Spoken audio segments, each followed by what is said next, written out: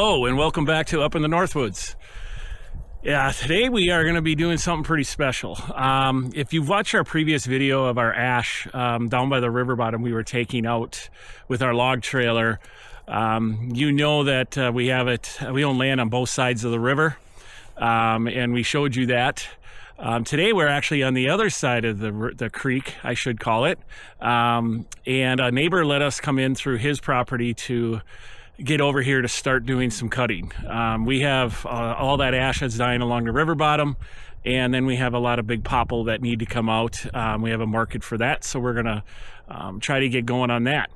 As you can see behind us here, there's a lot of popple. There's some pretty big popple in here that we're going to be taking out and getting out of here. As you can see, the river is actually just not far from here because the land kind of comes down to a point down here, and the neighbor's property is all this over here, and then where you can see that big ridge in the background over there, and that is actually the property on the other side of the creek that we have that big ridge. It's like a 30-foot drop, as I talk about a lot. So anyway, we'll show more of that when we get up there with the machine. But today we're going to be using our New Holland skid steer with our Fecon head. We got a C337 New Holland skid steer. I've had this for a couple years, bought it new, and the head we've had since I bought it, and it's been awesome. So you can see we got the teeth on there. I run actual knives instead of carbide because I'm not in rock a lot. But so we're actually going to be taking this, and we're going to be going after all this brush. We're going to be going in here. I'm going to turn you around here. So we're going to be going in here, and you can see all this alder brush and stuff underneath, and it gets very, very thick the further we go in, because we own that way almost a full 40 that way, so, and then all the way to the river bottom. But we're going to leave all the oaks. You see all the little oaks in here, and cherry trees, and there's I'm not too worried about these little popple trees and stuff. I don't care if they come back, but you can see there's a cherry right next to the popple. There's an oak right here in front of us. But all this alder brush, I'm going to go right through all that and go around these trees to make it much easier to drive in, get our stuff, and we're going to do that down further. I am going to try to tape it in the machine. I'm not sure how loud it's going to be or how it's going to work through. We have that Plexon glass, or whatever they call it, that safety glass on the front of our skid steer, so that we don't have something come through the window and shatter it. So sometimes the camera might be distorted, so I'll check that out before I take too much taping. Gunner is going to come over. He's in town. He'll be over here soon, and he's going to do some walking around and getting videos of us mulching and going at this, and then we're going to start cutting. Today is Friday, and it's supposed to get very cold by Sunday. I mean, super cold. So we're supposed to be, I think, a high of 3, and nights are going to go down to 15 to 17 below, and then Monday and Tuesday are only going to be like 0, if that.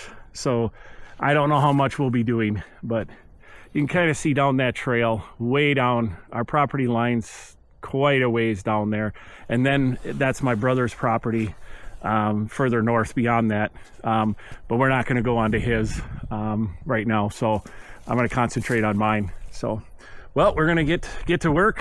We're going to start destroying some brush and making some noise, and let's go have some fun. We're going to take you along. So I'm going to be doing a voiceover here. I had the camera in the cab with us, but I did not bring our microphones when I started mulching over here. I thought that it would pick it up in the cab, but running this at the RPM we do, we're on full RPM to run this mulching head, it did not pick up the voice very well, so I decided to do a voiceover on this short mulching part here. So we're, of course, on the other side of the creek, and I started mulching. I'm going through this alder brush, and there's some sumac and some other stuff that's in here, buckthorn, There's popple trees that are in here, and I'm not too worried about hitting because we're taking these popple out of here, and I really don't care if they come back. There's not much of a market for them, and getting in here and logging this side of the river is not easy with the landowner that we had to get permission from to come in here. He's not too keen about the big trucks and all that stuff in here, so but he let us in here now because it's so froze up here. It's been cold, so but yeah, we're going after attacking all this brush, and you can see here that I raise the head sometimes if there's sticks sticking out at me and that to get rid of them. But we're hitting all the brush, going around cherry trees. Like here, we're coming up to some couple trees there that I'm going to leave, but you can see there's a popple coming up here in front of me. I'm just going to go right through that. Definitely don't care about that, but there's a cherry tree there. A lot of cherry coming up in here.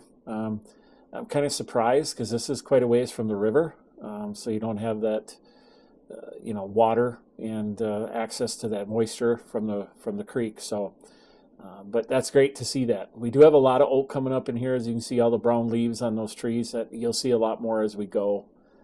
It's pretty awesome to see those coming up because we have oak wilt up here so bad, like everywhere. So I'm leaving all the oaks as much as I can, unless I have to get a path into some places to get the timber out.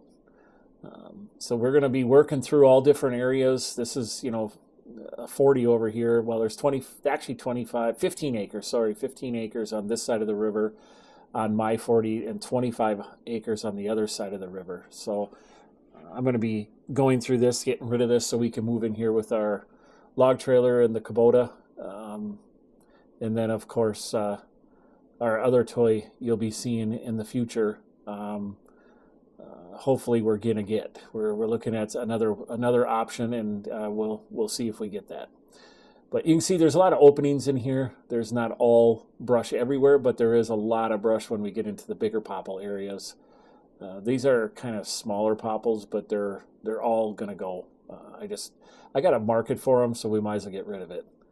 But the Fecon head that we're running is a standard flow. I did not get the high flow model because it actually would have been maxing out the high flow of my 74 horse skid steer, and it dies a lot. So when you get into thicker timber or anything, it just dies down really bad. So I didn't want to be on that side of the head. I'd rather be on the side of the head where I have plenty of power.